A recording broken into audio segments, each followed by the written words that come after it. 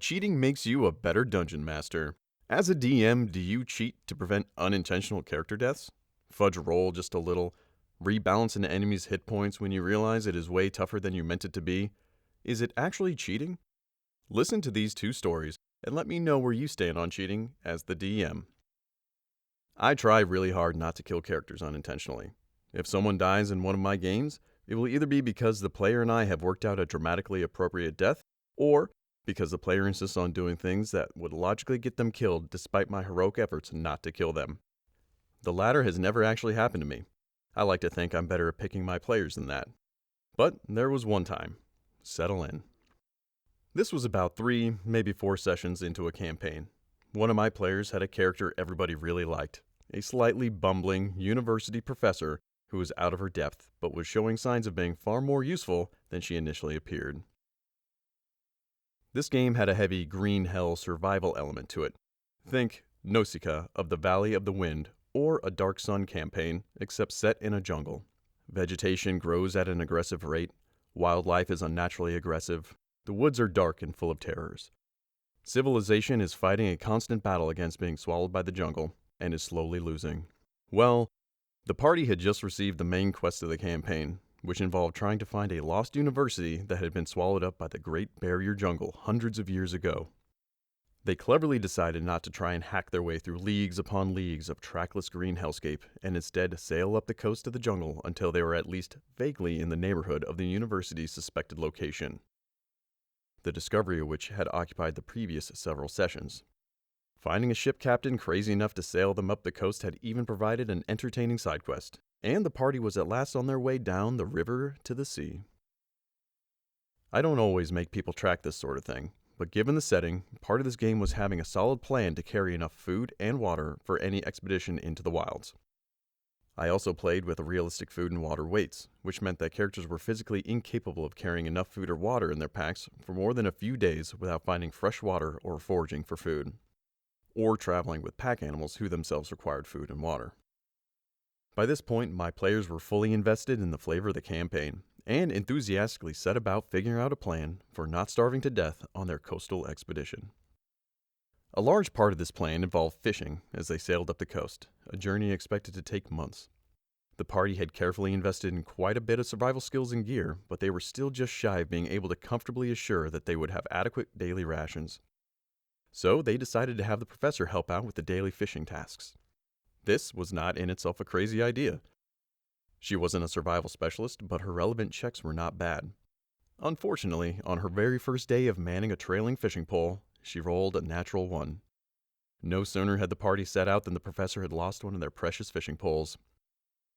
Well, obviously the character was mortified, and insisted on making it right. She had a racial ability to teleport short distances, with a short cooldown between hops, so she'd just pop onto shore, cut a likely sapling, and pop back to the ship.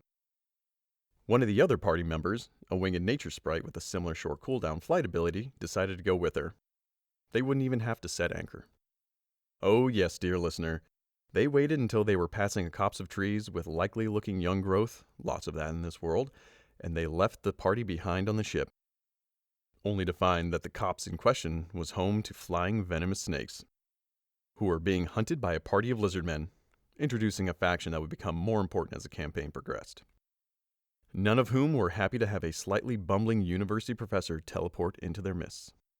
The ensuing fight was great fun, as the 2 separated party members tried to stay alive long enough to get back to the ship, while the rest of the party scrambled to either swim to shore in their combat gear or support the fight from the ship. Again, as part of the green hell aesthetic of the campaign, the ship was not something you could just move around at will like a unit in a real-time strategy game. Now, I wasn't actually trying to kill anybody. I wanted to introduce a future important NPC faction and reinforce the fact that I was serious about nature not being something to mess with in this setting. But it was not an easy fight. None of the encounters in this campaign were intended to be cakewalks, and the professor went down, and then got caught in an area effect attack. I rolled damage, and I announced it. And the professor's player looked at me and said, "I'm dead." I had, you see, forgotten to check how much damage she could take before not just dying, but dead. If I had remembered to check that, I could have fudged the damage roll. Except I hadn't. And I'd said the damage out loud, and the player had announced her character's death. Out loud. Now, like any good DM, I cheat like crazy behind the scenes to make sure the story stays good. But I cheat behind the scenes, and this all happened out in the open.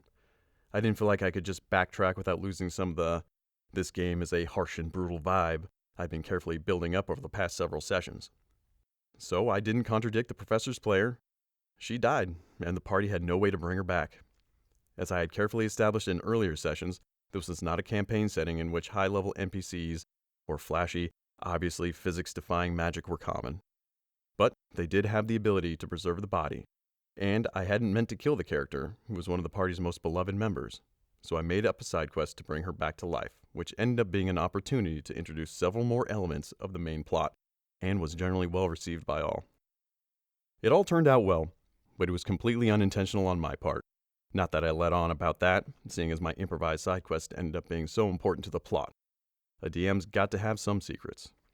Transforming an unintentional death from a tragedy to a plot device. Could the DM have fudged a roll in the next story to let the party sneak by? Would you have? Transforming an unintentional death from a tragedy to a plot device. Brilliant. Could the DM from the next story have fudged a roll to let the party sneak by? Would you? The game was Pathfinder rather than Dungeons & Dragons, but an unintentional, unlikely death happened in my game once. A character died due to a 1 out of 400 chance of the dice rolls. In one session of the Paizo module, Spires of Zin Shalast, 2 players were absent, so 2 members of the 15th level party were absent. The remaining 4 characters, Bard, Wizard, and 2 rogues, continued without them. The party decided to sneak past a pair of Rune Giant guards, CR 17 each, on a path up the mountain, invisibly via spells from the wizard. One rogue, Tiered, rolled a 1 on his stealth check. He was invisible and so skilled at stealth that he could have succeeded even then, except that one Rune Giant rolled a 20 on his perception check to oppose the stealth check. That was the only combination by which Tiered could have failed, but it happened, and combat ensued. The rogue's standard combat strategy was to attack early in the first round while the enemies were flat-footed, flank for each other in the second round, and then retreat because they had hit the point of the rogues. Usually by the second round, the Battle Oracle was fully buffed and able to take on the remaining enemies. In this combat, the Battle Oracle was absent, and flanking is dangerous against gargantuan creatures like Rune Giants, since the non-provoking 5-foot step usually fails to reach a flanking position. The other rogue retreated in the second round because he was badly injured by the attacks of the Rune Giants. Tiered, in contrast, had taken levels in the Duelist Prestige class, so he had ways to deal damage that did not rely on sneak attack, and he continued fighting. The other rogue had a ring of invisibility, so he managed an occasional sneak attack against a Rune Giant. The Bard was busy trying to heal him whenever both were out of reach of the Giants.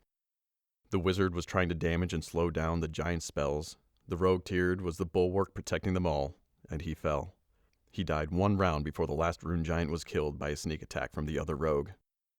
Ironically, Tiered himself was responsible for the circumstances by which I could resurrect him. Many levels ago, the party defeated the Lamia matriarch, Zanesha. She returned in a side quest 3 levels later for revenge, and discovered that the party was powerful enough to kill her boss. If her boss was dead, he could not punish Zanesha for her failure. Zanesha turned into a double agent to help the party against her boss, mostly using Tiered as her liaison. She liked Tiered. The role-playing was so fun that Spires of Zin Shalast, I had Zanesha recalled to Zin Shalast by the final boss. She was covertly aiding the party in that hostile city too, after encountering them by chance because she was spying on a tribe of skulks hidden in a ruined corner of Zin Shalast after the party aided the skulks. Since Zanesha was a matriarch, I gave her daughters who lived in Zin Shalast classes for variety. I made one daughter a cleric. After Tiered died, the party hauled his body back to their hideout in the skulk tunnels. They contacted Zanesha for aid. The next morning, she proudly brought along her cleric daughter for a raised dead and some restoration spells. The party had the diamonds for the spell components.